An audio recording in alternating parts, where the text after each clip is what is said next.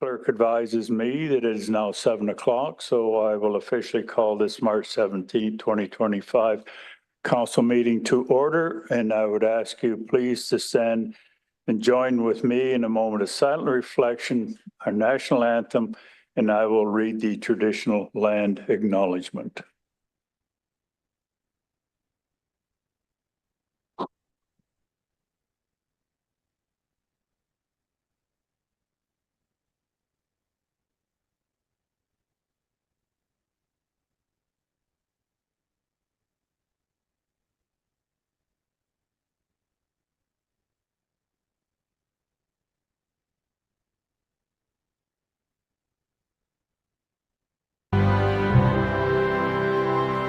Oh, Canada, our home and native land, true patriot love in all of us command.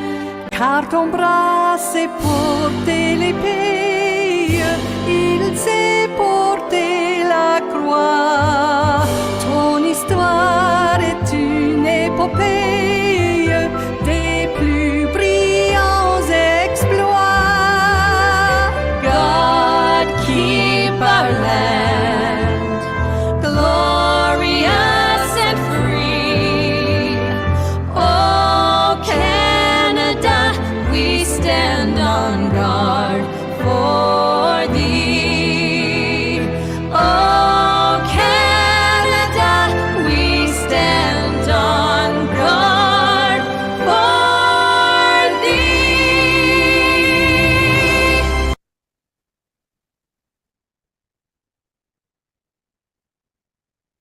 We acknowledge that the land we gather on is part of the treaty lands and territory of the Mississaugas of the Credit First Nation. We recognize the traditional territory of the Huron-Wendat and the Haudenosaunee people. We also acknowledge the First Nation, Métis, and Inuit people who live on these lands today. We commit to working towards reconciliation. Thank you.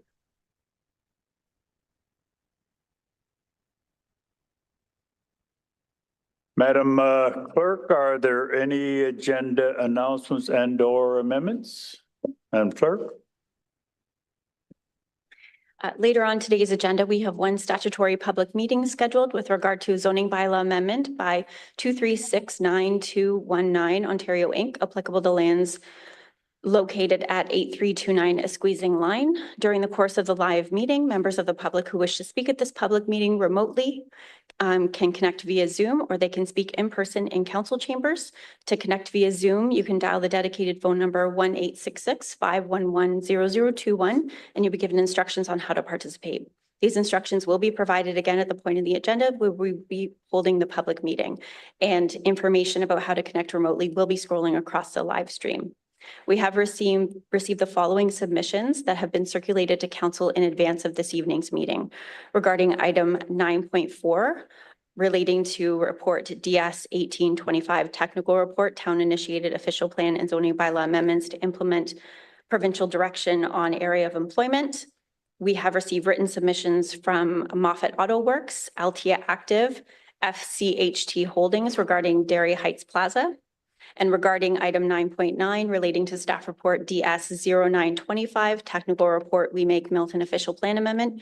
We have received written submissions from Milton Mall Inc. and Club Link Corporation ULC, Neat Communities, Canadian National Railway Company, FCHT Holdings regarding Dairy Heights Plaza, Milton Phase 4 West Landowners Group, 2076828 Ontario Limited, White Squadrant Development Corporation, Frontenac Forest Estates, Hanover Trafalgar Farms Limited, Milton Shiva Land Limited, OA Hornby Land, Remington Trafalgar Inc., TRGI West Properties Inc., York Trafalgar Golf Corp., and Cormoran Corp. I thank you very much for that. And I know we were all recently circulated with that. Okay, as our procedure and policy is, Councillor Kolke will be assuming the chair in just a few moments. We do have a quorum for sure. But Councillor Challoner is joining us remotely tonight, so I want to make sure, I know I can see him on my screen here, so I want to make sure he can hear us here. So Councillor Challoner, can you hear us loud and clear? Yes, Your Worship, I can hear you. Yeah, very good. Thank you. So then we will proceed. Are there any disclosures by any member of council this evening? Not seeing any disclosures. I think, Madam Clerk, that concludes it for my part of it. So I'll abandon the chair and give us a couple of minutes, and Councillor Kolke will be assuming the chair for the balance of the meeting. This portion of the meeting is now adjourned.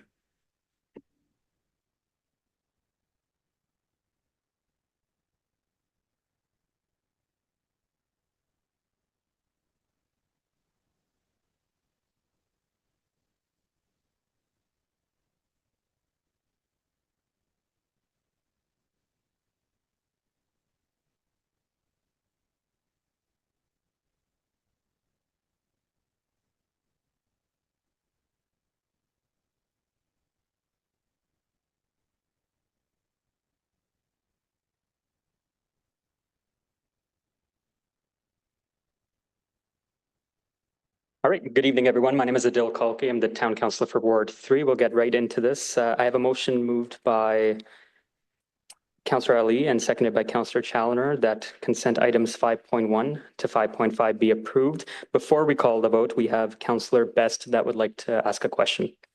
Yes, unless there's someone else on other items. It's item 5. Yep, and then Councillor Challoner is next on my list for item 5.3. Okay, question to the treasurer. Just on the development charges, the indexing is one, is this comparable in terms of the increase to other municipalities? And how do our development charges comply with other municipalities? Because this is one of the frequent accusations that municipalities face from builders, is that our development charges are too high. Through the chair, happy to answer that question. The first part is that our 4% increase is consistent with others. The Region of Halton will be amending their bylaws or at the same rate, as will the other local municipalities that we've consulted with as well. So that's the easier part of the question. The second part's a little bit longer of an explanation. In terms of the competitiveness of Milton's rates specifically and how they have changed over time. So I can say that compared to GTA municipalities, our total development charge rate, which can vary based on where you're located because water, wastewater rates vary. Even at the high end, the town's DCs on the residential side are about 16% below the median within the GTA. And of the 25 or so municipalities that were pulled in the BMA study, we're the 4th lowest amongst the 25. If you look at just the local portion, which is in the town control, we're 32% below the median and 3rd lowest amongst the 25. So certainly from a residential perspective, you know, the town is competitive. If you do look outside the GTA, admittingly, you will see lower development charge rates than within the GTA for various reasons. So that's worth noting. It's also worth noting that over time, you know, looking at 2017 to 2022, 2023 as an example, housing prices within Milton have increased, you know, somewhere in the order of $464,000, which is about 105% increase. Development charges in the town in that time increased by around 55% or around 36,000 at the high end. So, you know, less than 10% of that overall increase in housing is, you know, attributable directly to DCs, which is worth being aware of. On the non-res side, I'll say that, you know, from an industrial perspective, our DC rates are below the median as well. On the commercial side, it's a little different. We're a little closer and slightly above the median, depending on, again, where it's specifically located. But overall, our development charges are very competitive. Thank you for that detailed explanation, and I'll certainly take that back to some people that have these questions. Thanks, Councillor Best. Councillor Challoner. Thanks, Mr. Chairman. My question is to Glenn with respect to insurance, and appreciated the report. A little bit alarming, I suppose, but understandable given the way rates have increased. And where we are today, Glenn, does it make any difference as to whether or not we consider self-insurance with a, conglomerate of other municipalities or other public institutions versus going the traditional route to be insured? Are we at that point yet? Through the chair, it is something that has been discussed and considered internally. We think the best alternative is going to market, which we're actually currently in the process of doing right now. This week, an RFP will close, and based on the number of bid takers that we've seen today, we do expect to get a very competitive result and are hoping for very favorable pricing. From our risk and year-end report, the claims activity level, as we saw last year, was extremely low for the town, which we do think will reflect positively upon us. And we also have some closure to some of the larger items that were affecting our premium in recent years. So we think at this time, the market is still the way to go, and we're hoping the current process is going to demonstrate that. Thanks, Glenn. Thanks, Mr. Chairman. Thanks, Councillor. Is there any further questions from anybody else? Seeing none, the motion's already been read. All those in favor? Okay.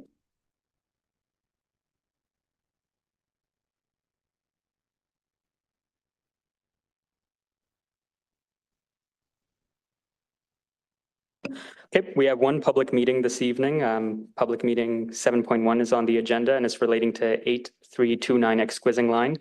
For this public meeting, I will now call on the town clerk to review the procedure for the public meeting. Thank you. This public meeting is with regard to zoning bylaw amendment by 2369219 Ontario Inc., applicable to lands located at 8329 Exquising Line. Council will consider related bylaws at a future meeting. If you wish to be notified of the decision, please sign the attendance sheet, which is located at the back of the room in council chambers, or make a written request to town clerk at 150 Mary Street or email townclerk@milton.ca. Following a presentation from the applicant, there will be an opportunity for public comments from in-person and remote meeting participants. As a reminder for anyone wishing to connect remotely, the number is 1-866-511-0021. You may also email townclerk@milton.ca to be connected. Thanks, Madam Clerk. We'll now ask the applicant to provide a 5-minute presentation.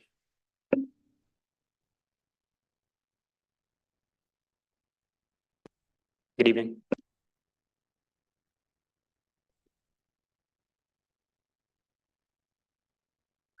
Good evening, members of council and the public. Thank you for the opportunity to speak tonight on this application. My name is Ethan Bonnard. I'm here with Glenn Schnarr and Associates.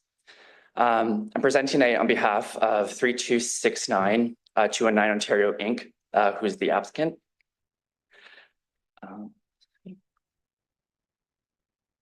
The subject lands are located approximately 300 meters north of James Snow Parkway, east of a Exquising Line, and are approximately 4.08 hectares or 10.08 acres. The surrounding area consists mainly of agricultural and employment uses.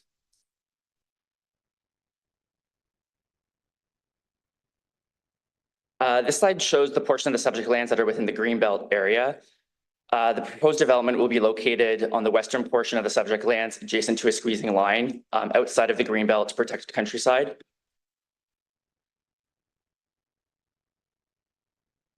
And this slide is an excerpt from the Halton Region official plan. The subject lands are within the regional urban boundary and designated urban area, agricultural area, and regional natural heritage. The proposed development is located on the portion of the subject lands within the urban area where development is supported.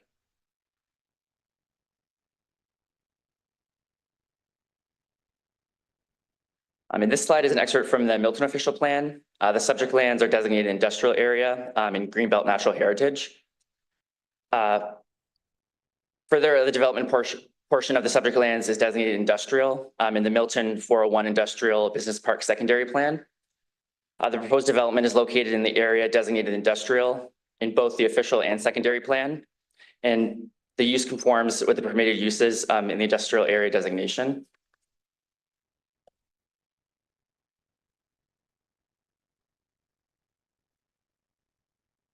This slide is an excerpt from the Milton Urban Zoning Bylaw. The subject lands are zoned future development. The development portion is located within the area zoned future development. And the town's urban zoning bylaw, while the balance of the subject site remains subject to the Milton Rural zoning bylaw. Natural heritage systems in future development only permit uses that exist today. Therefore, zoning bylaw seeks an amendment, and we're seeking to introduce a general industrial zone within the developable portion of the site.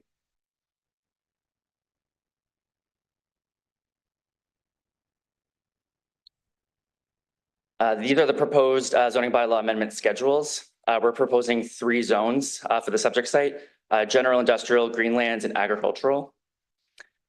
Our proposed zoning is consistent with the existing zoning and built form of the surrounding areas.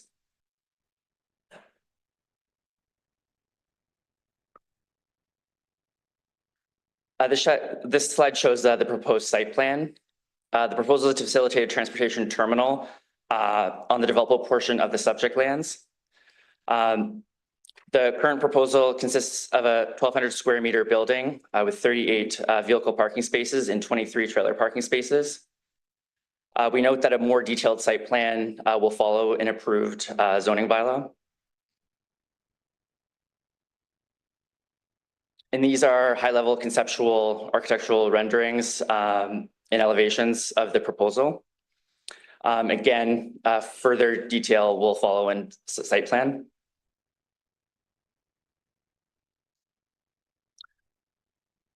This concludes my presentation. I'm happy to answer any questions from council or members of the public. And our contact information is on the screen should anyone have any further questions. Thank you, sir. Are there any questions for the applicant from any members of council? Okay, seeing none. Any delegations in relation to this matter?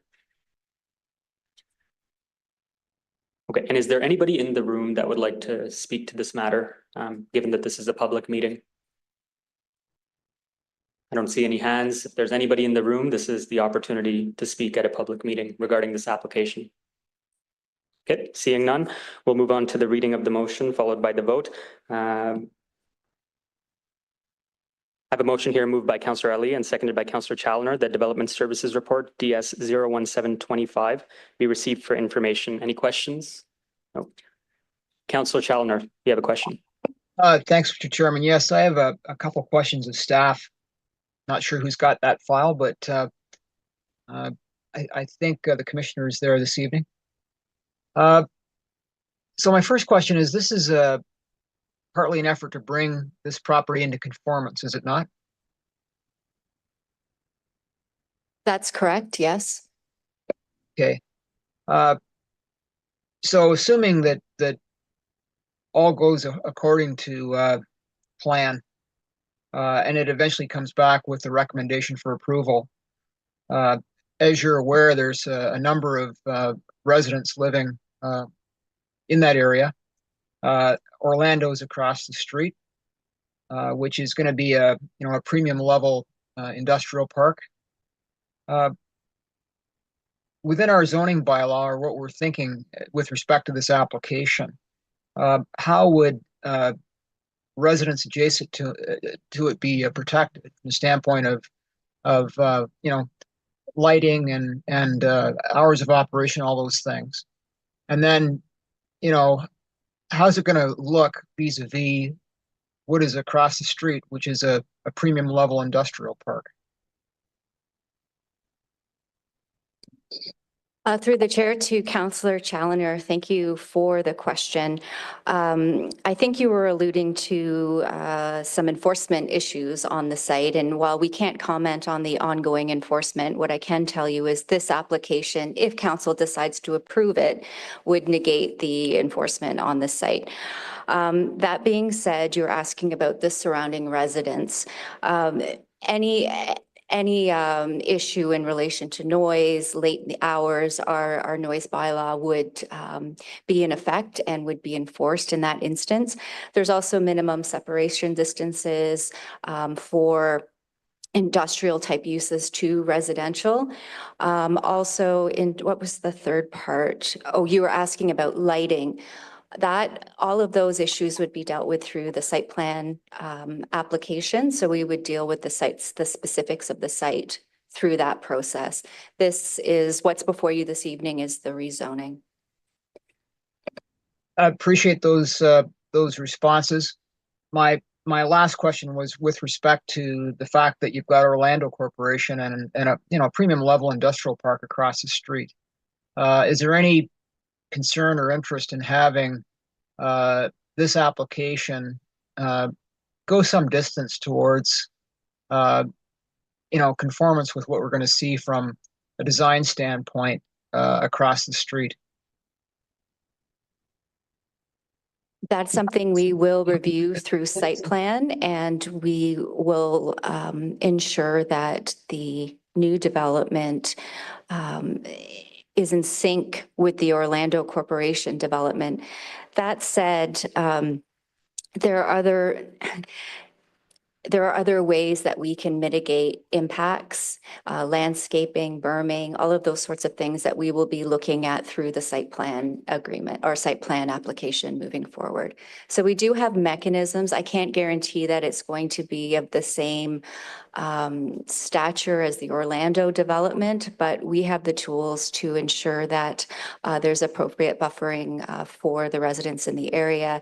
And we will certainly be evaluating the site plan with a view to ensure that it blends in well with the surroundings. Thanks, Jill, and thanks, Mr. Chairman. Thanks, Councillor. Any further questions? Seeing none, okay, the motion here has been read. We'll call the vote. All those in favor? And is carried.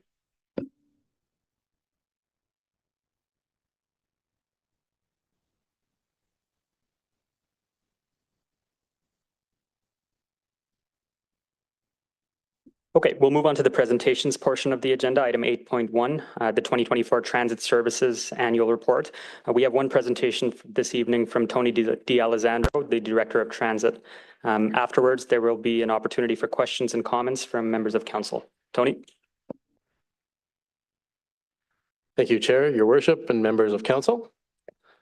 I'm here today to present the highlights of the 2024 Transit Services Annual Report, including a brief description of guiding strategic directives to set the stage, some recent service and ridership influences and factors, both external and internal, a high-level overview of system performance, and lastly, an outline of the 2025 Transit Division work plan.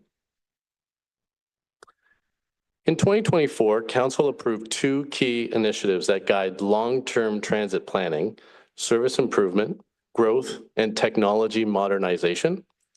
The first was the Milton Transit 5-year service plan and master plan update, which also included a growth target of 1 service hour per capita by 2041.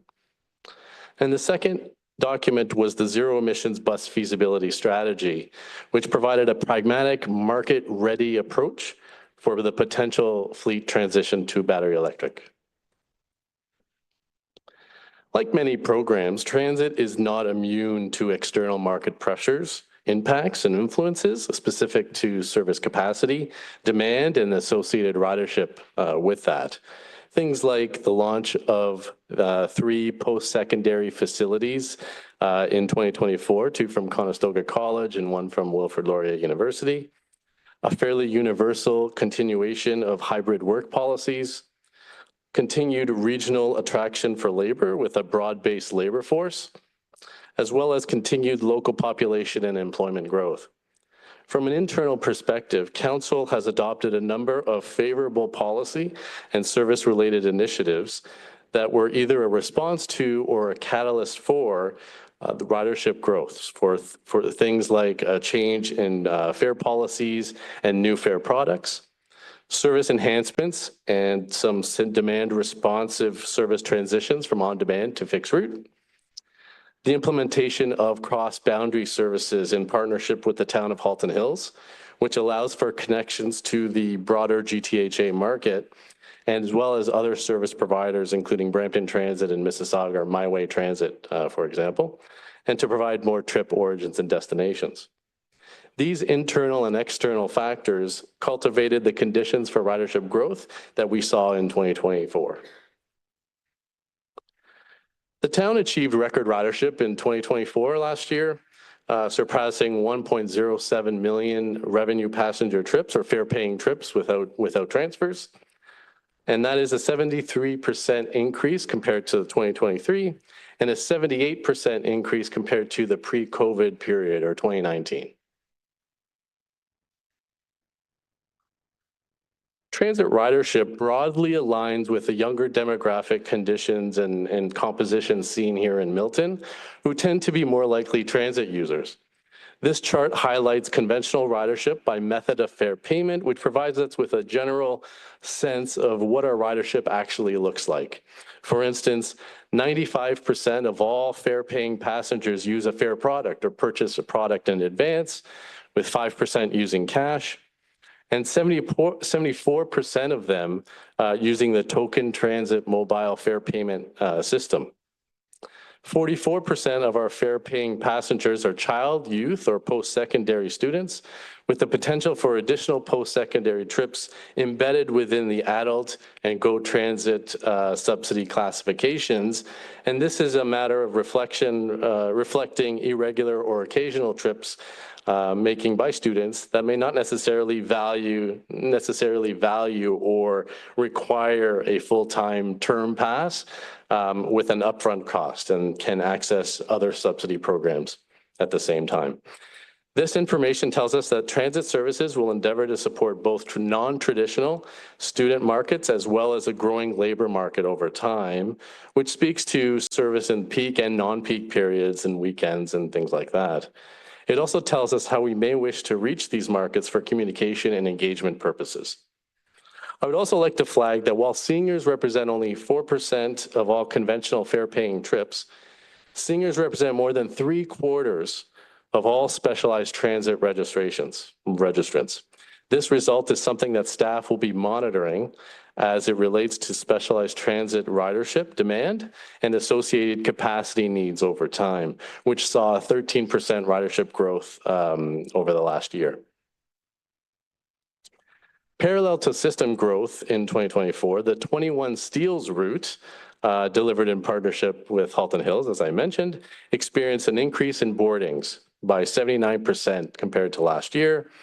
Staff are also seeing consistent month-to-month ridership growth on both weekdays and Saturdays. And this continued growth highlights the strategic importance of this cross-boundary service, which we are observing evidence of reverse commuting and service and fare integration with other transit properties. A passenger survey specific to this route was conducted in the fall and highlighted a number of operational considerations and future service requests. Financial performance on Milton Transit in 2024 was driven by a number of factors, but mainly external pressures, service growth and improvement, as well as fare revenue growth, with third-party contributions from Laurier, Conestoga, Halton Hills, as well as the provincial gas tax program. It is important to note that the revenue cost ratio on the bottom row of the table there is a measure of financial recovery from non-tax-based revenue. Things like fares, third-party subsidies, contributions, and advertising revenue. Typically, it is an indicator that in a point of time that speaks to how much the total investment towards transit is offset by non-tax-based revenue as a result of service growth, ridership growth, and other related factors.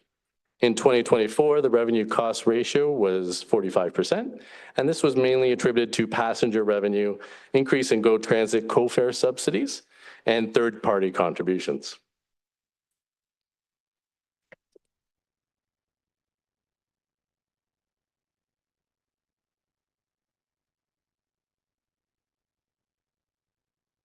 There we go.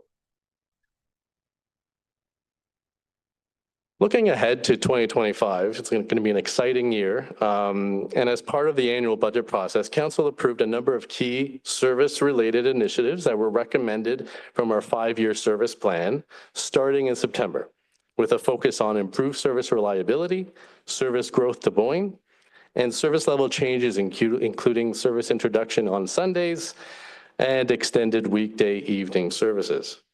There are also investments of rolling stock for bus replacement and growth, with a service operating impact starting in the latter part of 2026, as well as continued developments of the transit garage facility. One exciting project that will be launched shortly is the diesel to battery electric bus conversion pilot project, a first of its kind in Canada. This project provides preliminary insight towards battery electric technology, including product range, charging, maintenance, and operating particulars. It will also evaluate conversion applications for future consideration. The bus is complete and will be undertaking testing in the spring with an in-service date later this summer. There will be a preliminary update event for Mayor and Council on March 25th at Hugh Foster Hall, which will include a brief presentation and a ride-along. So I'm looking forward to that event and hope that I can see many of you or all of you in person. A public launch will follow later this spring. So with that, I'm happy to answer any questions. Thank you for the presentation. What we're going to do is we're going to take a quick recess for the members fasting to break their fast, and we'll be back in a few moments.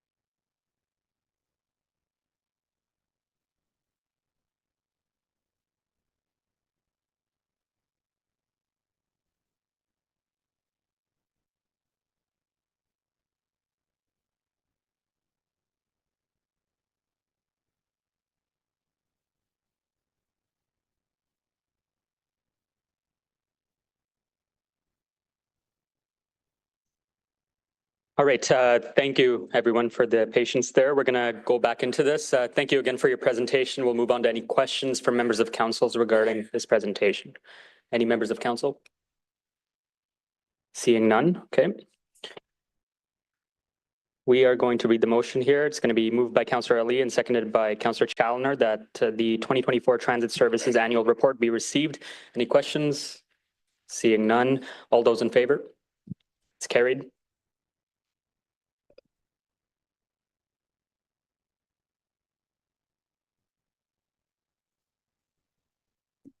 Okay, we're moving on to the items for consideration, with item 9.1 being automated speed enforcement project status update. I have a motion moved by Councillor Ali and seconded by Councillor Challoner. That council authorize staff to proceed with the steps necessary to implement a pilot automated speed enforcement program as outlined in this report, and that staff authorize staff to enter into agreement with the City of Toronto Joint Processing Centre for the processing of all ASC penalty orders, tickets under the administrative penalty system, and that council authorize staff to enter into an agreement with the City of Toronto JPC camera vendor for the leasing, installation, and operation of 2 ASC cameras, and that a budget increase in the amount of $805,884 be approved within the capital C400132225 funded from the project variance account, and that staff be directed to bring forward any necessary bylaw amendments for consideration at a future council meeting, and further that the mayor and the clerk be authorized to execute any necessary agreements with the City of Toronto JPC, the City of Toronto JPC camera vendor, the Ministry of Transportation MTO, the Ministry of the Attorney General, and any other government agency that may be required to implement an ASC program. Any questions or comments from members of council regarding that? No. Okay, we'll call the vote. Yep, Councillor Tesser-Dirksen. Thank you. Just a question about input from our police services. I believe they're. Do you have a presentation to make? Sorry, am I interrupting you? Yeah, that's my apologies for that. Please go ahead. Thank you.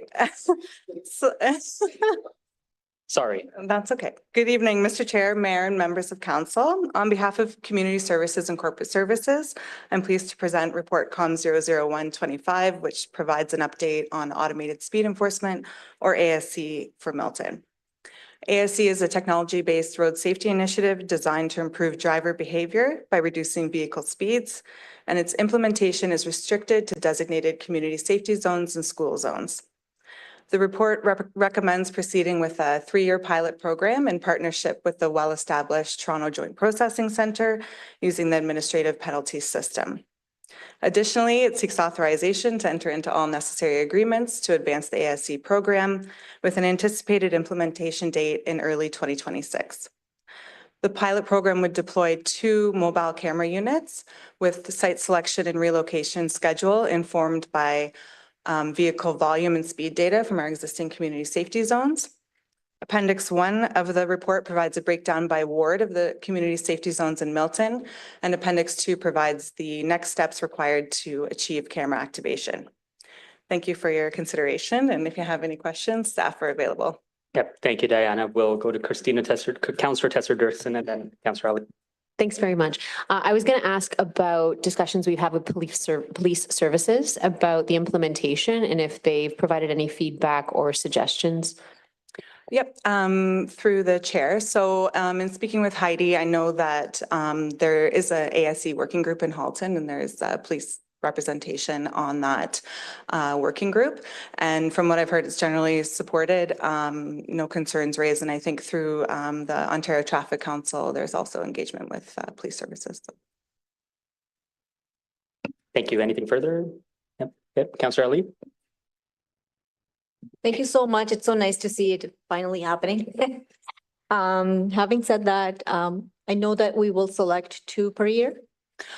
So 2 mobile camera units, so they can be relocated. So the recommendation is not to relocate the cameras more often than every 4 months. So it's anticipated that they'll likely be probably up to 6 different locations every year of the pilot program.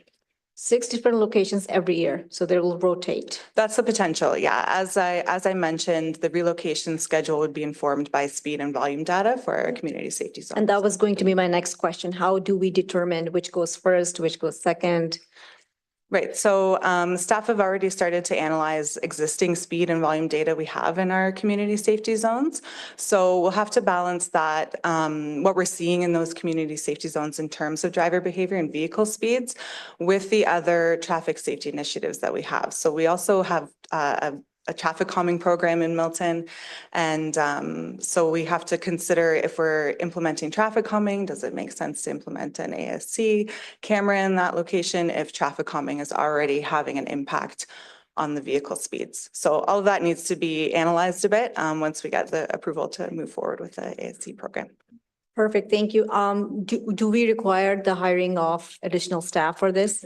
As per the report, I do see that. Yes, so the report recommends additional resources in both enforcement and our traffic divisions.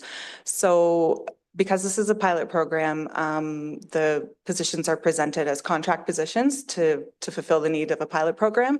And the idea being that after a few years, we'll have a really good handle on what the resource requirements will be if the program turns into a permanent program for the town.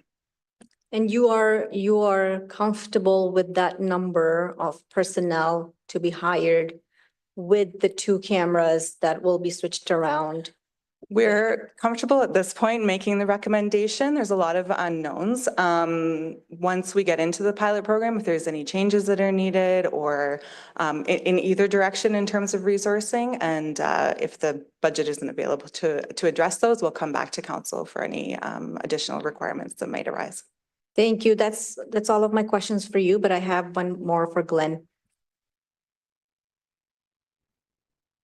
Should I ask it now? Okay, perfect. So I was looking at the financial impacts and I see that we have the budget approved for this year, but we don't have the rest of the amount that is required, which includes the hiring of 3 more personnel. And I can see how you have created a methodology.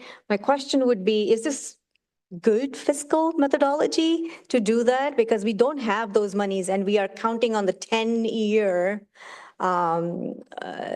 forecast to fulfill that gap. So through the chair, yes, this methodology is one that we're supportive of. When we prepared the budget last year, at the time, it was just in advance of us going through that evaluation of the potential turnkey solutions and other alternatives. So by accelerating this funding, we're essentially ensuring that there's enough certainty for the program to go out and implement the project. We are going to be, as the pilot progresses, looking at refinancing that project with any sort of revenues that become available to offset these funding sources. But we know we have certainty in the funding sources out of the gate. So essentially, this doesn't change the budget plan that we had. It alters the timing to a small degree. Okay, that satisfies me. One last thing I will say is that we are saying that the revenues will cover for a lot of the costs.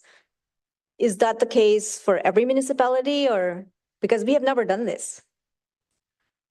Through the chair, we did look at others too, and that is generally what municipalities are looking at is a cost neutral scenario when they're doing things like establishing fees for programs like this. So we took the same approach, and based on what we've seen, the information you have in front of you is our best estimation of how we can achieve that.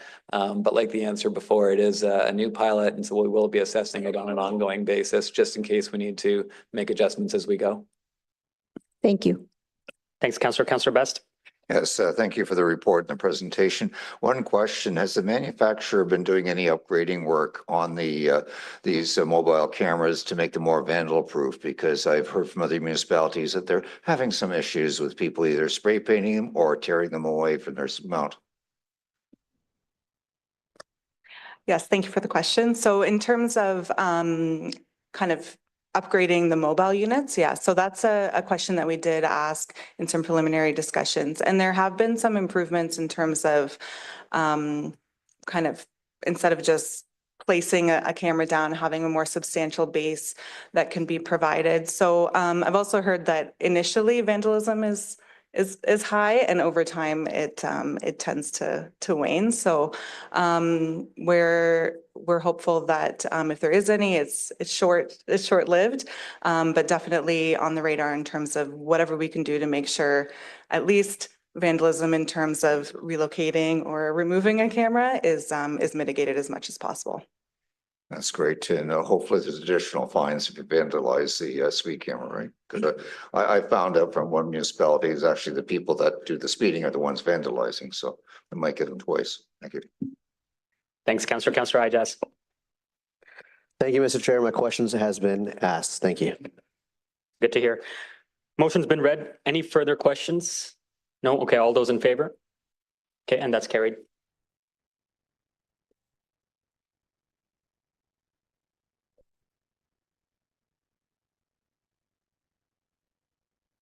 Okay, item 9.2, additional residential unit registry bylaw and numbering of properties and buildings bylaw.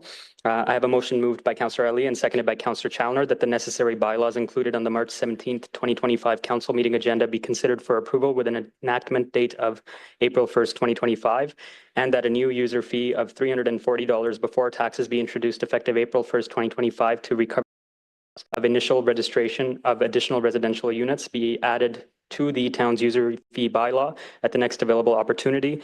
I will now call on the town clerk and the fire chief for any introductory comments on this matter. Thank you. So this item is related to zoning bylaw amendments that were approved in 2024 relating to additional residential units in urban areas. This was the result of the enactment of Bill 23, More Homes Built Faster Act. This report this evening recommends the adoption of two bylaws, an additional residential unit registry bylaw and an updated numbering of properties and buildings bylaw. The Legislative and Legal Services Division under our Manager of Licensing and Enforcement has worked very closely with the Chief's Division on the development of these bylaws. So I'll now call on the chief for a few comments. Chief. Thank you. And through the chair, the adoption of the area registry and clear property unit numbering will ensure critical emergency response is available for fire rescue services and also the safety for ARU occupants and overall compliance with municipal regulations. If you remember through the fire master plan, to reduce risk in our community, we use the 3 lines of defense that's promoted by the Ontario Fire Marshal. And the 3 lines are public education, prevention, fire safety standards and enforcement, and lastly, emergency response. So when we apply that model to ARUs, as they were like a new building stock that came to the municipality, we took that same approach. And these bylaws support the 3 lines of defense. How they do that is line 1, which is public education and prevention, is that we have our bylaw officers and our fire prevention officer attend the residents, and that's their chance to give a fire life safety message to the owner about what they're about to undertake. The second line of defense is prevention, it's safety standards and enforcement. And this is where our 2 officers will ensure that both the building code and the fire code are enforced. These codes are designed to give the residents a chance to escape in the event of a fire. So if we look at some of the things they're implementing, it's going to be things like interconnected smoke alarms. So if you have a fire in one part, you have 3 units, the rest of the smoke alarms will go off as well. You have fire rated doors between the units that'll give people time to escape so the fire can't spread. There's a new one now that any heating areas have to be protected by the sprinkler system. So where your furnaces has to be protected by a sprinkler. Again, these are in a second means of egress. So these are all critical components that if a fire does come, the person has a chance to get out. The last thing that both these bylaws do in conjunction is it gives emergency responders, we know where the ARUs are.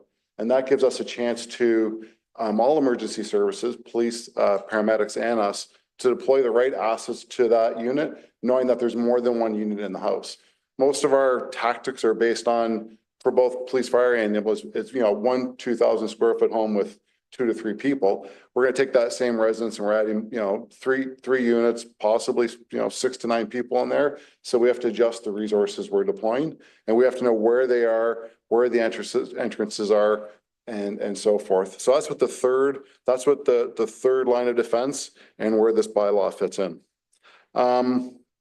And just a note on this too, throughout my career, anytime you knew there was going to be a multi-unit, like a basement fire, or there was more than one unit in a residence, that was like the game day or the show. You knew it was going to be a tough fire. It's going to be high heat, multiple residents. And this is a very comprehensive plan that's going to address that using the 3 lines. So we're not just counting on suppression. We're really taking that education and prevention piece and the engineering piece to really reduce the risk in the community. Thank you. Thank you, Chief. We'll move on to questions from members of council. Councillor Best. Yes, thank you, Chief, and this report and the presentation. 2 questions for you. I noticed that when I was canvassing that many of these units are in different locations in the house, but your house number just says, the number, but not where it is. Are you looking at either having the area lighted for the entrance or having arrows pointing to people? Because one thing I've found is either through the garage access, through the side doors, or through stairs to the basement. If you've got seconds, say 3 o'clock in the morning, you have no idea where you're going unless you have some either lighting or arrows. Is that something that's under consideration? We don't have the light nor the arrows, but when we do this registry, we have a chance to put in our CAD notes, our computer aided dispatch notes. So that registry allows us to take any special information about where an entrance might be. We can add that in our computer aided dispatch notes, and then that can be related to the first responders on their way to the call. I appreciate that. Second item, that now that the regions are rolling out the garbage and blue bin boxes, that basically are now being parked on the sides of houses, which is also your access. Are you also going to have some regulations on where these bins go? Because they are quite large, and if you're trying to get a firefighter through there with equipment, it's almost going to be impossible unless you're going to have people falling into each other. Great, thank you through the chair. Great question. It was actually one of the things when we worked with the planning division, and we were talking setbacks. We went through this with Jill, and we actually did mock scenarios where we put garbage bins out and we tried to deploy it our road. We actually did that mock drill with firefighters to determine what the setback again would be. Because again, this is new to the province. Everyone's trying to kind of sort out their solutions.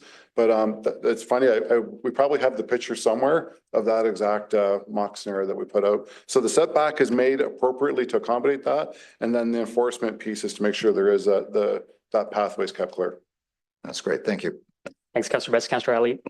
Thank you. I just want to thank you, Chief, for doing this. This is so important. Not only it kind of provides that safety we're looking for and saves lives, it also protects our firefighter, So I appreciate that, all the hard work that you and I know Jill's department and all of the other executive services department have done to bring this forward. It's not easy, and it's a big undertaking to get everything numbered and for you to update your database. I also want to share that, a lot of us on council get a lot of complaints about people misusing the ARU permitting process to have 3 kitchens, 12 rooms, and 20 cars parked outside. It has become a huge problem in Milton. So I hope that this bylaw update curbs that too. Thank you. And just a quick note, we have to really acknowledge Heidi and all the work she's done on this, on the report and all, and the bylaws themselves. She's done like the lion's share of this, her with Division Chief Michael. So they really deserve the credit for this. Thank you, Councillor. Thank you, Chief. Councillor Marshall. For the user fee, can I just get some clarification? So my understanding is that not all ARUs for one property need to be built at the same time. So is this per property or is it per ARU that the user fee applies? Per ARU. It's not for all 3. It's 340 for the property.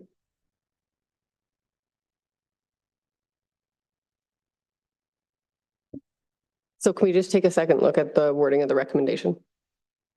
It's the last paragraph.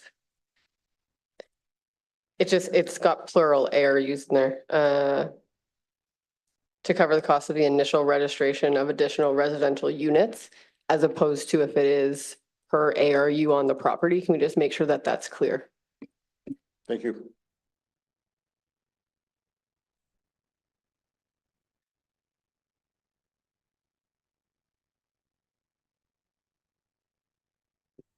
We're scratching out the S and correcting that. If that's the intent, yes. Yes, okay. And Councillor Ali and Councillor Challoner are the movers and seconder. Are you both okay with that? I'm always fine with a correction. Okay, thank you both. Any further questions for members of council? Seeing none, it's already been read and corrected. All those in favor? It's carried.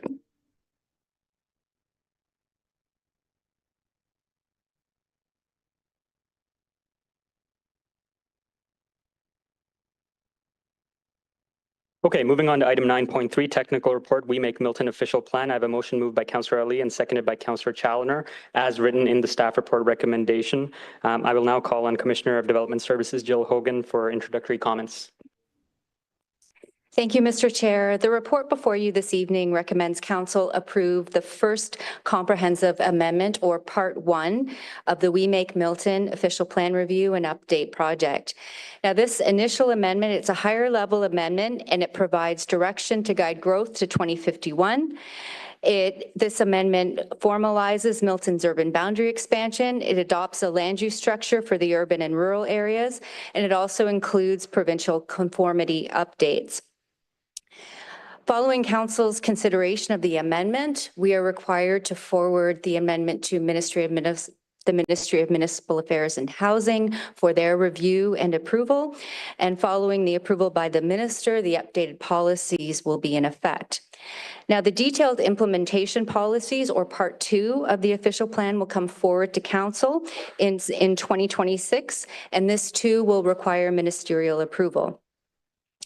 I also wish to highlight the extensive public and stakeholder engagement that has been undertaken.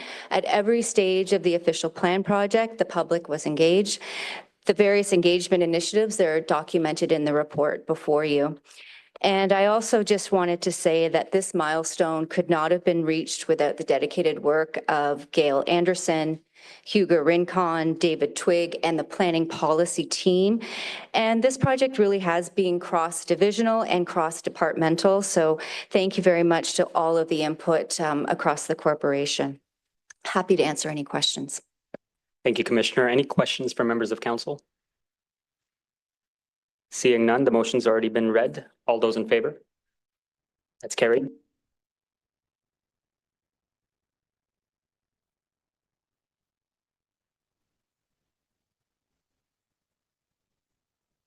Okay, moving on to item 9.4, technical report, town-initiated official plan and zoning bylaw amendments to implement provincial direction on area of employment. I have a motion moved by Councillor Ali and seconded by Councillor Challoner, as written in the staff recommendation.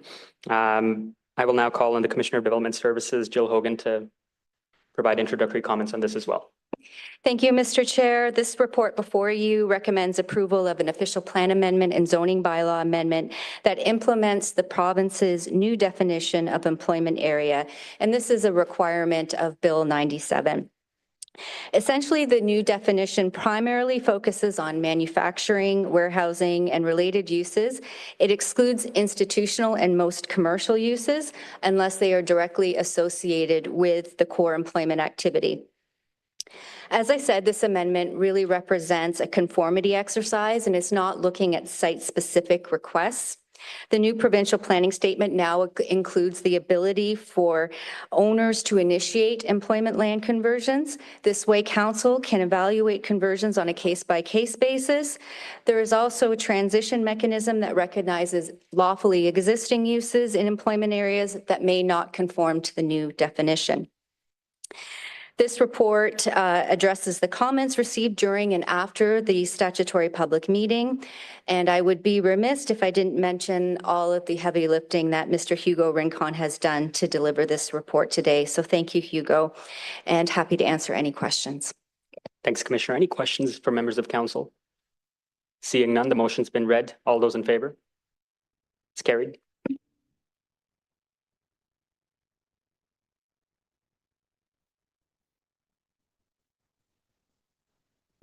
Item 9.5, development charges exemption for affordable housing under the Development Charges Act. I have a motion moved by Councillor Ali and seconded by Councillor Challoner, as written in the motion. I will now call on the CFO, Glenn Cowan, for any introductory comments. Thank you. This report is really to put the internal framework together to implement the legislative changes for the development charge exemptions for affordable housing. Those of you that sit at regional council will be familiar because we've worked with the region to make sure that the framework is aligned at both levels of government to make ease of administration for those that will be pursuing those. So happy to answer any questions that council may have. Thank you, Glenn. Councillor Challoner. Thanks, Mr. Chairman. Glenn, in the report, you acknowledge that the definition of affordable housing has yet to be defined. And I'm wondering, how that is going to meld into this so that there is no confusion, because that could create, as I think you would admit, quite a bit of confusion.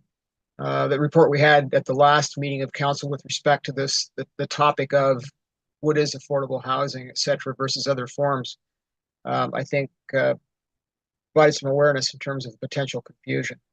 So how do you see this rolling out, and kind of where are we on the spectrum of actually identifying what is affordable housing? So through the chair, we do need to differentiate attainable housing from affordable housing. Attainable housing is the one that we don't have any clarity on yet, and we're waiting on some provincial regulation to help further define. With respect to affordable housing, the province has defined it through their release of their bulletin, and that number will be a moving target, and that it'll be updated once per year. So what we know is, as of right now, the methodology they use considers two different methods. One is purchase price, one is the income-based approach, and they take the lower of the two. So we know right now that the threshold for ownership is $524,000 is the definition of what an affordable household would be. And then on a rental side, it varies based on the size of the unit, but it ranges from $1,243 a month to $1,864 per month. So we have that clarity for the moment. It will be updated again middle of this year, but we'll be implementing it in the meantime on that basis.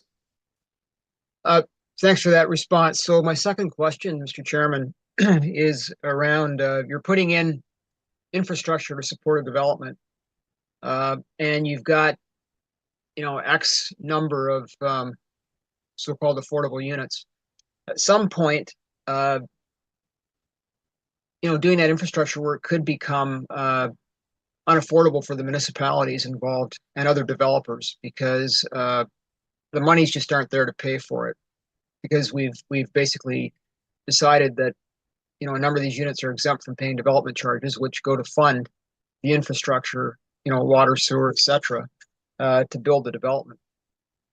Are you aware of the province having in place any kind of I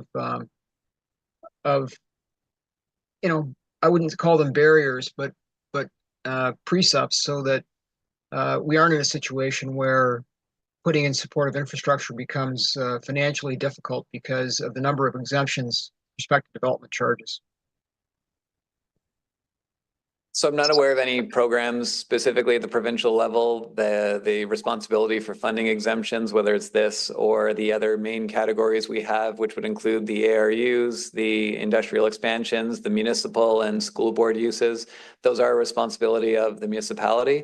We do have a plan in place right now to eliminate the funding deficit we have for those exemptions. We need to get the annual funding up to around $5 million, the way the current exempted amounts usually work out to. And so we're making our way towards that, but we do have several more years of the incremental increases that we've been looking at in the budget to make that happen. As far as the infrastructure goes, the exempted amounts would relate to the municipal projects that would support development. They're usually not site specific. They're usually projects of a broader nature. So anything that would be, more site specific really would be part of the local responsibility, which would fall on the developer to address. So, we'd be taking their lead in terms of the timing of when they're ready to proceed with that work. Okay, I appreciate that response. Looking forward to seeing how it actually works. Thanks, Mr. Chairman. Thanks, Councillor. Councillor Tesser-Erickson. Yeah, just a question with respect to the agreement for the 25-year requirement. And I see in the report that it's pretty detailed about the different thresholds and the onus of reporting that's on the landowner developer. I'm just wondering how that's going to be practically enforced, given that it seems to be something we're going to have to keep a really close eye on for a quarter of a century. It is, and that was not lost on us when this program was introduced at the provincial level, that this is adding a new layer of responsibility. I can say at least what we have control over is the ability to be able to partner with the region and at least centralize that, so we're not duplicating efforts at different levels of government. But certainly it is going to be a new responsibility that our development finance team will be involved in each year. And we'll monitor based on what the take up in a program like this looks like and what the resulting work will translate to. Thank you. Any further questions from members of council? Not seeing any. It's already been read. All those in favor? It's carried.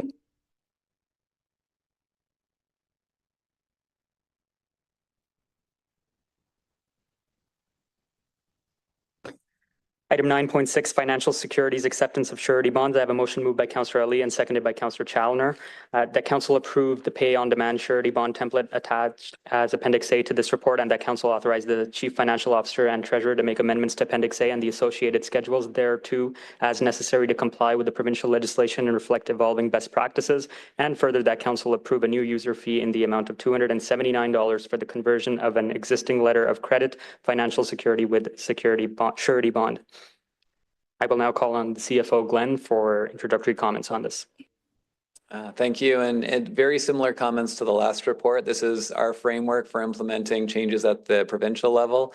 And similar to the last report, we did work with the region and the other local municipalities again to ensure that there's a fairly consistent framework in place between the different municipalities for this. So again, happy to answer any questions that council has on this report.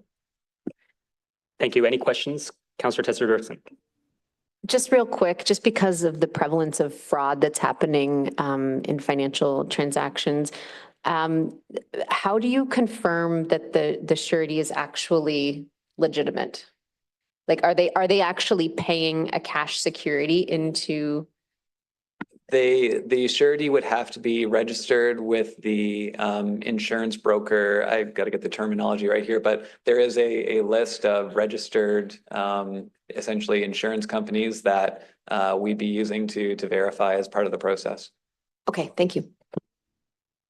Thanks, Councillor. Any further questions? Seeing none. All those in favor? It's carried.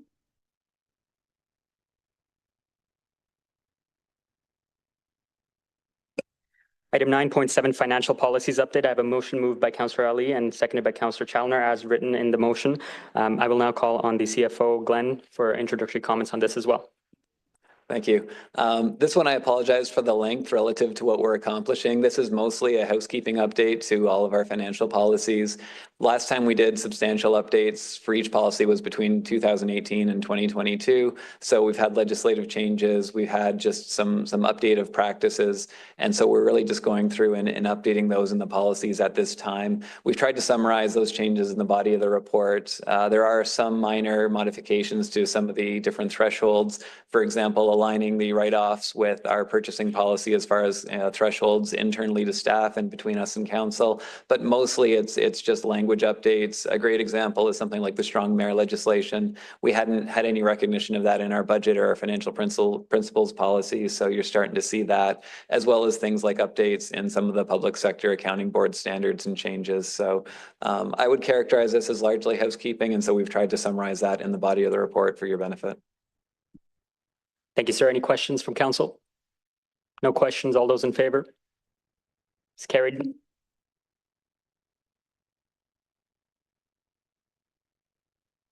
Item 9.8, year-end report on investments. I have a motion moved by Councillor Ali and seconded by Councillor Challoner that report ES 01025 be received for information. I will now call on CFO Glenn for introductory comments. This report is a year-end report required both by our own policies as well as provincial legislation. Last year, we do think was a good year from an investment perspective, both in terms of how the performance compared to what we were expecting from a budget perspective, as well as when we look at some of the benchmarking. Again, as a reminder, any of the excess investment income that we earn or the investment income itself in totality is either utilized to reduce the property tax rate directly or to be reinvested in things like reserves, whether it's infrastructure reserves, which helps mitigate some of the future pressure from the infrastructure deficit, or in terms of stabilization reserves for more or less rainy day funds. So happy to answer any questions on this report. Thank you. Any questions from council? Seeing none, all those in favor? It's carried.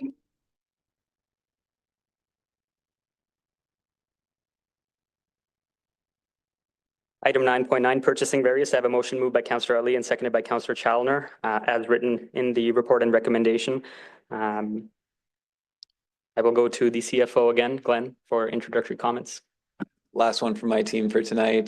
This is our purchasing report. It includes things like a minibus, paper supplier, some HVAC work at 555 Industrial, amongst other awards, and happy to answer any questions you may have. Thank you, sir. Any questions from members of council? Not seeing any. All those in favor? It's carried.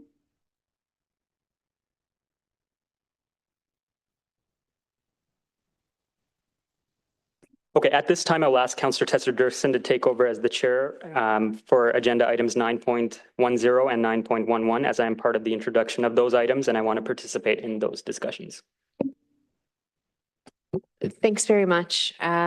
So as Councillor Kalki said, we're looking at item number 9.10. And just clarification, who is the mover?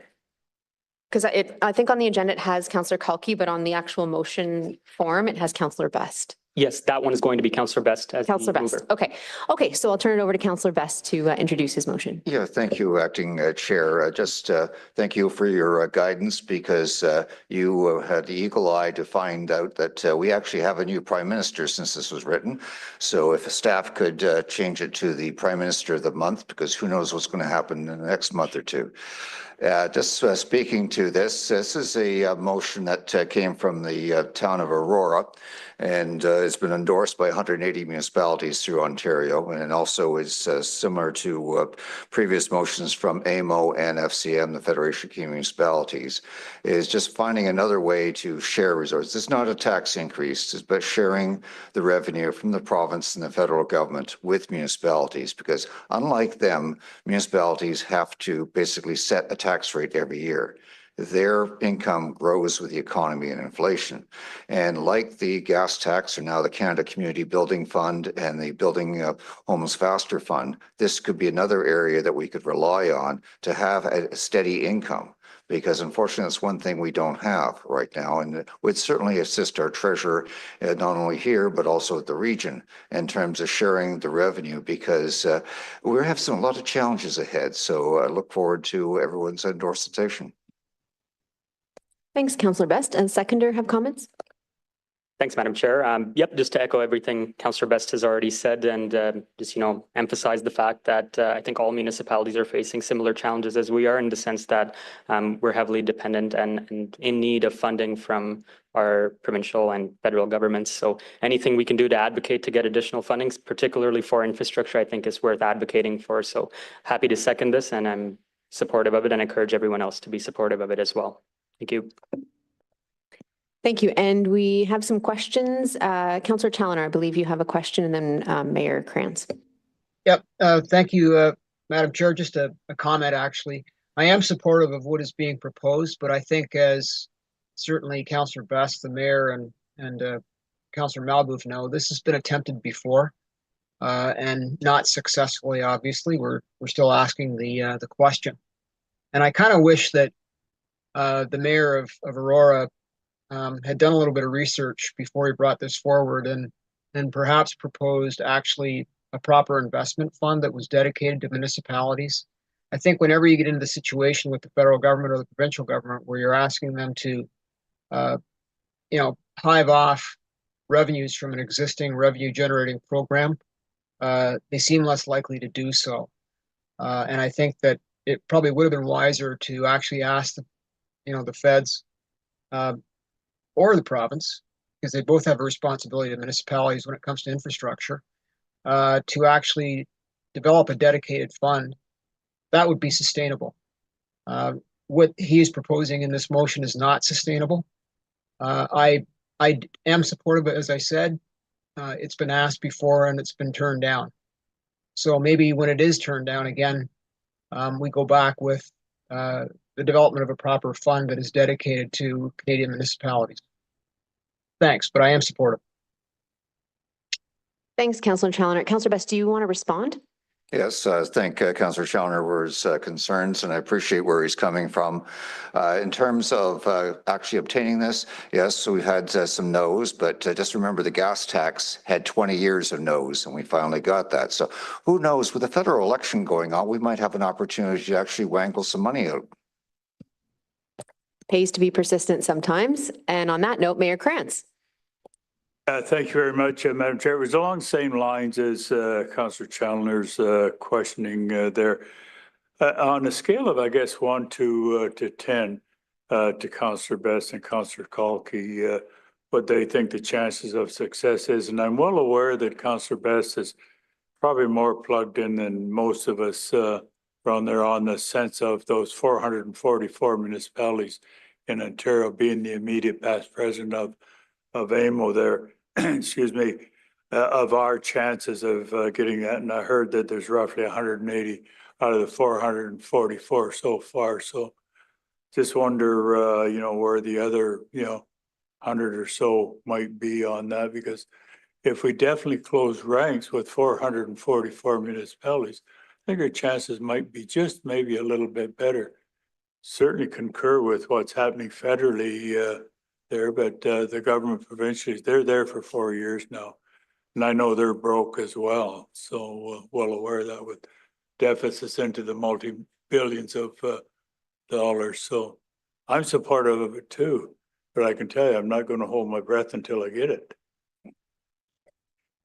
Thank you, Mayor Krantz. Councillor Best. Yes, just on that note, I appreciate the mayor's concern, but majority of municipalities of the 180, most of them are the largest municipalities in Ontario. The ones, give you an idea, half the municipalities are less than 10,000 people. So the ones that really need it are asking for it. In regards to my chances, I think 50-50. Half yes and half no. So we do have a new provincial government, and it's one thing that the minister, if he's still at the minister at Calandra, Municipal Affairs and Housing, said that we may not be able to close the gap totally, but we'll find ways. This could be one of the possible ways. If that doesn't work, I defer to Councillor Challoner. Lucky you, Councillor Challoner. Okay, any other comments or questions? Okay, that being said, I'm not going to read the motion because it's fairly lengthy, so I will call the vote.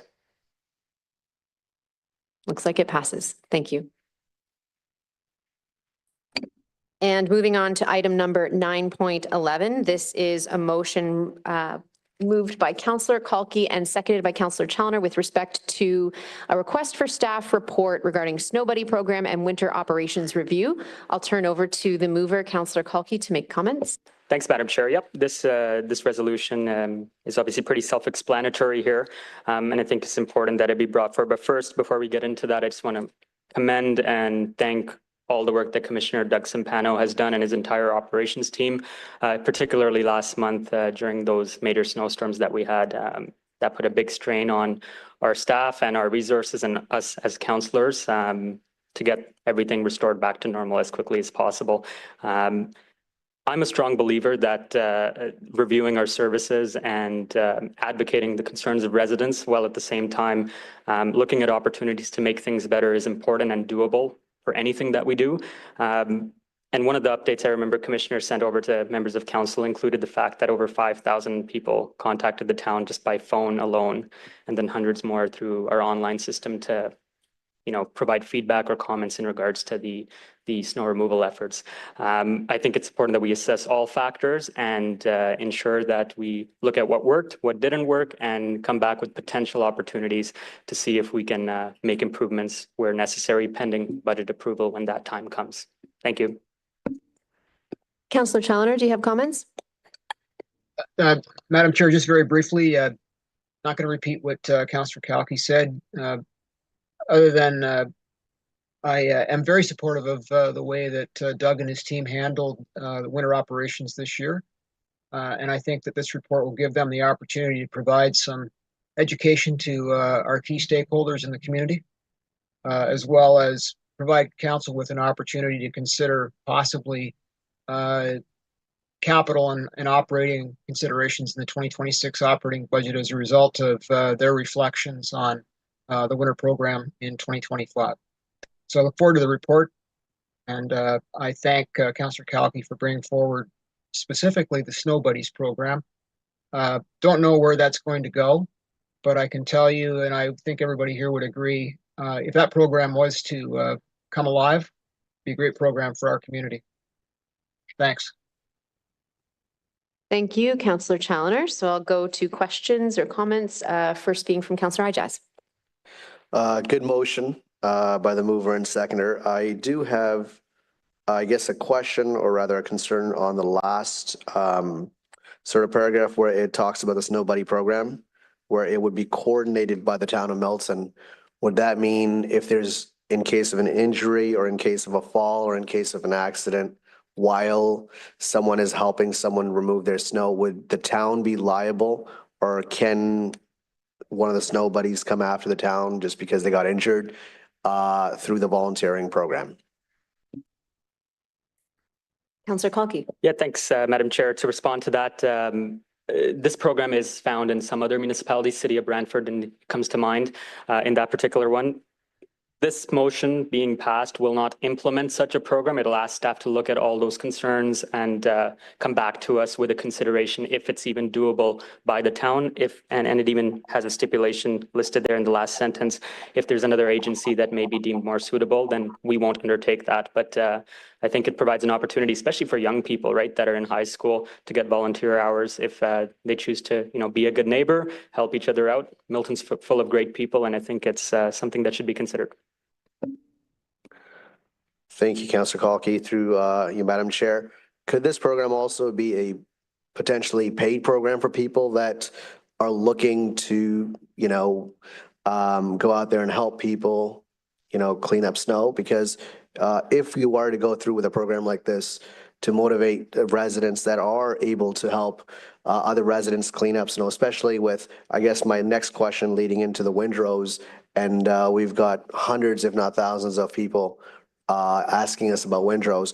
This is not something for you, Councillor Kalki, or the chair, but just I'm thinking out loud, if a program that is just purely volunteer based turned into something where people are able to connect to each other, where they're able to sort of help someone out by being paid, I don't know, $10 an hour. You know what I mean? I want to move into my second question, which is if we are requesting review, which is a great thing, if we're able to get a comparable of if we were to contract to half of those resources and machinery where we are able to use windrows, because I understand that smaller homes like townhomes, it's very hard, but we've got other homes across Milton that are larger. And what ends up happening is someone goes ahead and cleans their driveway and cleans the front of their driveway. And half an hour later, we don't know when that truck comes, but they'll go ahead and compile almost, 4 or 5 feet of snow right in front of someone's. And this, I guess, I get it. This year, the circumstances were very different. Snow was heavy, nothing like in the last decade. But we've been hearing this over and over again. And you know what? The biggest concern that I look at is cost and taxes being hit if we are to implement a windrow program Milton-wide.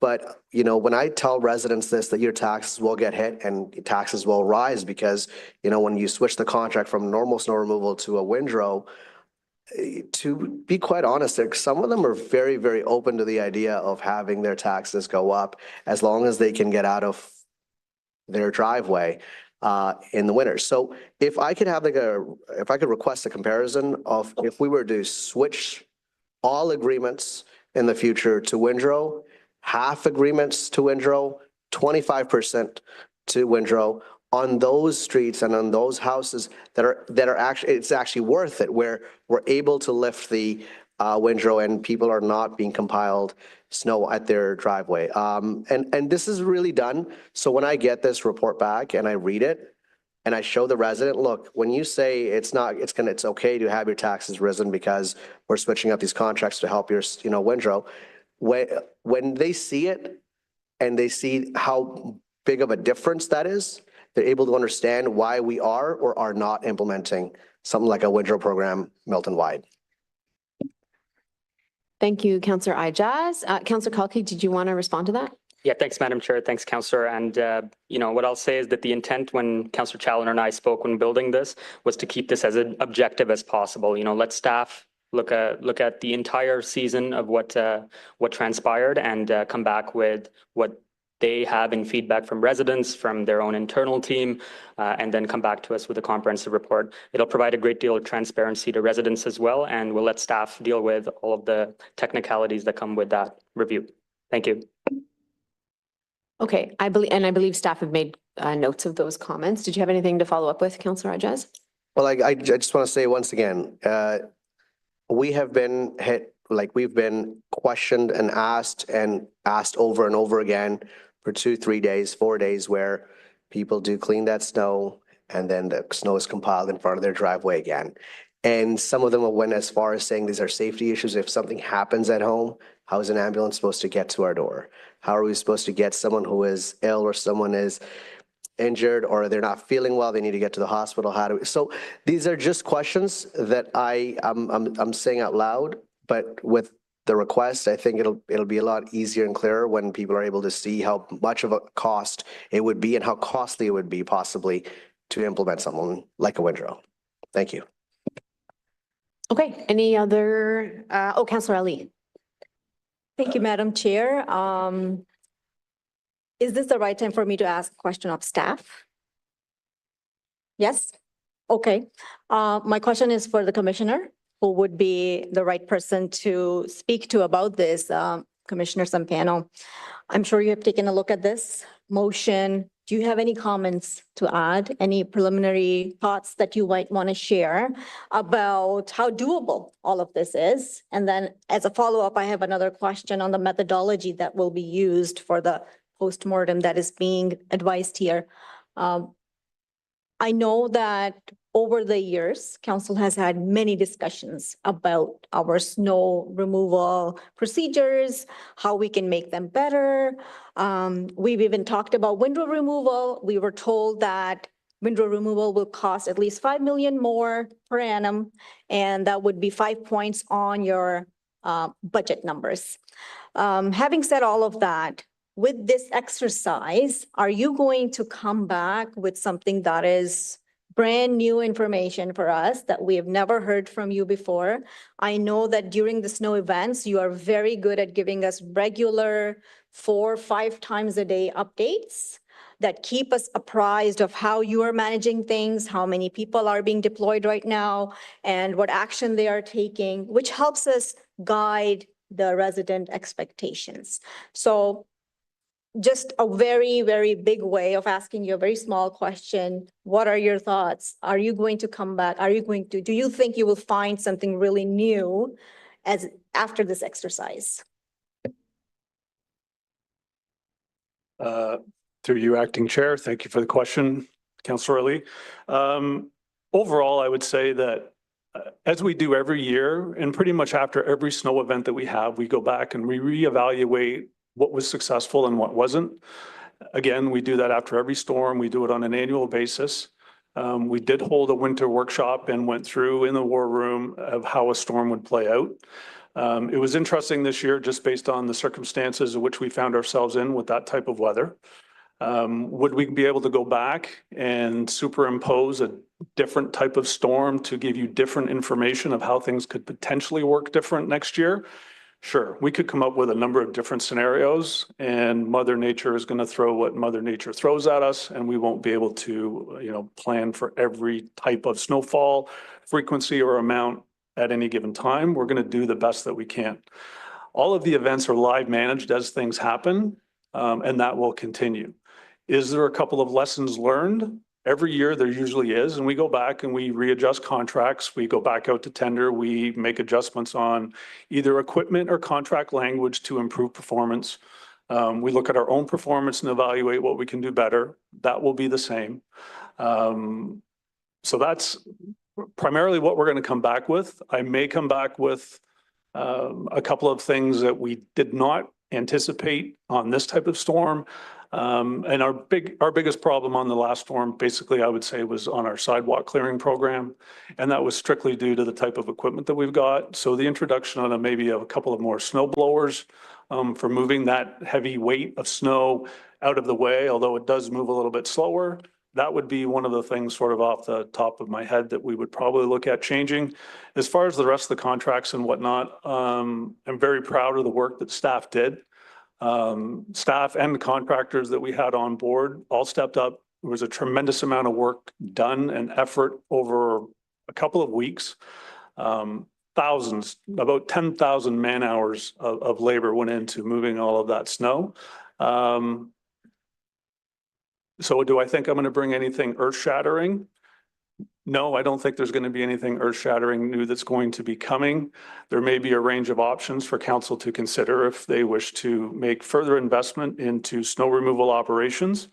The only thing that I would caution in doing so is that just by adding more equipment and more labor into the mix, thinking that this is going to speed things up, as I know speed was a little bit of an issue with this last event. Although I think from the outset, we did say it was going to take us about a week or so to get everything cleaned up to back to where it should be. And we pretty much were on target with that. Adding more equipment or people is not necessarily going to solve the problem because there's other issues that we're going to need to continue to educate and work with the community to make sure that we've got things like cars off the roads. Vehicles getting in the way does slow things down. So when we get into talking about windrows and windrow removals and we've got cars in the way, things will move slower. Work will get done, but it will move slower. And I think we had talked once before about is that 30%, 40%, 50%, but we need to work with the community to make sure that we've got cars out of the way, off the road, and we need to make sure that folks are letting the plows get down the roads and not blocking the trucks from doing their work. So there's a few things that we can do to bring back to work on or have a look at ourselves, but also try to educate the community to help with what needs to be done. Thank you. I appreciate that comprehensive response, and I pretty much had an idea of what you were going to say because we have talked about this every year. My next question is that, the motion is quite vague in which it says a post-mortem review. How are we going to do this review? Will this be an audit? Will it include KPIs? Will we hire, let's say, KPMG to do an audit and provide recommendations? I have a document that I was able to pull up, and this is an audit of the City of Toronto where, they did an audit of what was working and how they were using technology to improve design and management of snow removal. And in the end, they gave recommendations as well. So there's various methodologies that are used. When it's contractors, I know it adds a significant amount of financial number to the whole exercise. So I just needed clarity on this, what the postmortem is. Is this just you asking your staff and your team members, or does that include residents in the survey of the review? Does that include frontline staff who are the ones going out and clearing the snow, have to deal with angry residents trying to beat them up, pull them out of their snow plows and beat them up? Will that include us asking those frontline staff what they think is needed? If I might, Madam Chair, that's really a question of Councillor Kalki and I, and not staff. And the motion is very clear. The motion is asking staff to do the work, not asking them to hire a consultant. It's a staff review. It's very clear. It's not, this is not a centennial project. Thank you, Councillor Challoner, for the clarification. Councillor Kalki, did you want to respond to that? Okay, I'm sorry, I lost track. Were you expecting a response from staff, Councillor Ali? No, this question was not for staff, just for clarity. This is a question for the mover or the seconder. Okay, Councillor Kalki. Yes, thank you for the question. The motion is objective. It's a service level review. We'll let staff deal with the technicalities and they'll come back to us in whichever means they would like to do the study for. That's the intent of this. We're not trying to lead them down to a path of anything specific other than maybe the Snow Buddy program, because that's pretty specific. Everything else is all in their hands. They're the ones who got the phone calls, got the online submissions, got feedback from all of us who got emails and forwarded to them. We'll let them decide what the best path forward is through a report. I hope that answers the question. Thank you, Councillor Kalki. And I suspect that if staff had questions about the scope of what we were asking them, they would look for clarification and further instruction. So I'll leave that with them. I do have a question from Councillor Melba. Yeah, not too much of a question, more of a comment. I want to commend Doug and his staff for the work they did during that past storm. I mean, and I don't have a problem with the review. We do it every year. They take a look at it and everything else, but I would hope that we don't overreact and go crazy here. This was a 1 in 35 year storm. I don't want to go out buying a bunch of trucks and snow blowers for a storm that's going to happen every 30 to 40 years. Okay, it is Canada. It was February. We get snow. Okay, so again, look forward to the review, but let's not go crazy. Okay, any further comments or questions? No, with that, I'm not going to read this motion either. Everybody's got it in front of them. It's moved by Councillor Kalki, seconded by Councillor Challoner. All those in favor? Okay, and that passes. Thank you. So I will hand things back over to the chair, Councillor Kalki. Over to you. Yep, thanks, Madam Chair.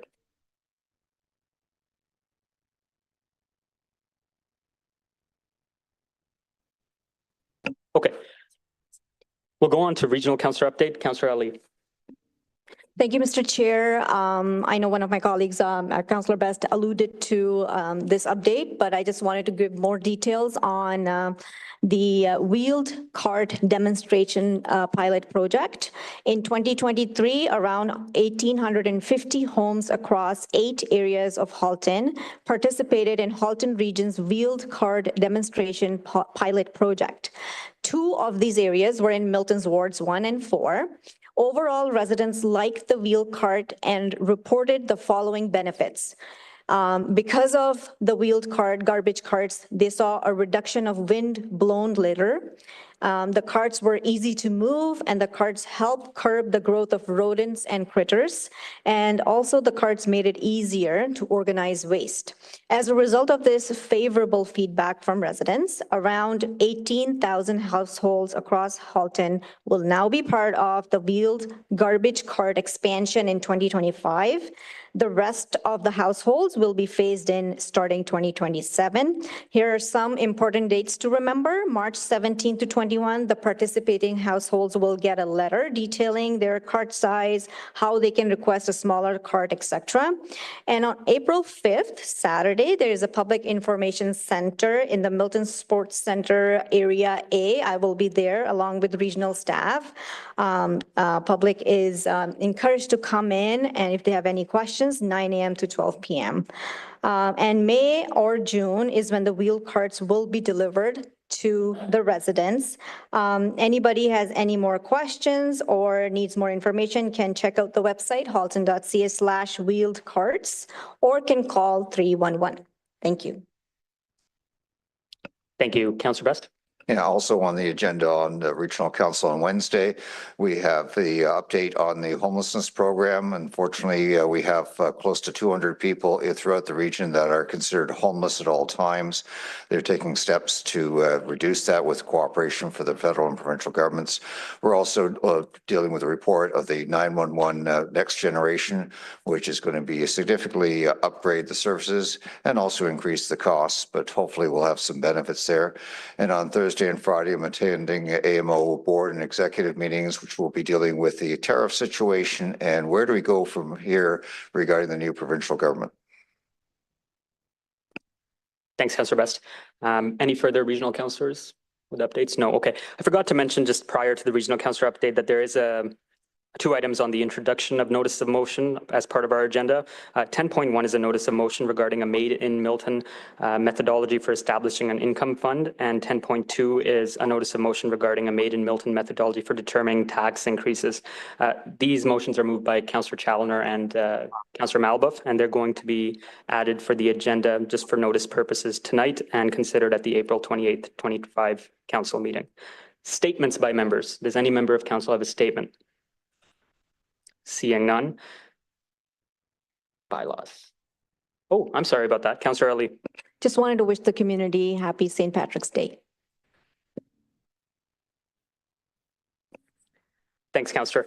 I have a motion moved by Councillor Ali and seconded by Councillor Challoner that bylaws number 028-2025 through to and including bylaw 041-2025 be read, passed, and numbered, and that the mayor and the town clerk be authorized to sign the said bylaw, seal them with the seal of the corporation, and that they be engrossed in the bylaw book. Any questions? No questions. All those in favor? It's carried. And the meeting is now adjourned. Thank you.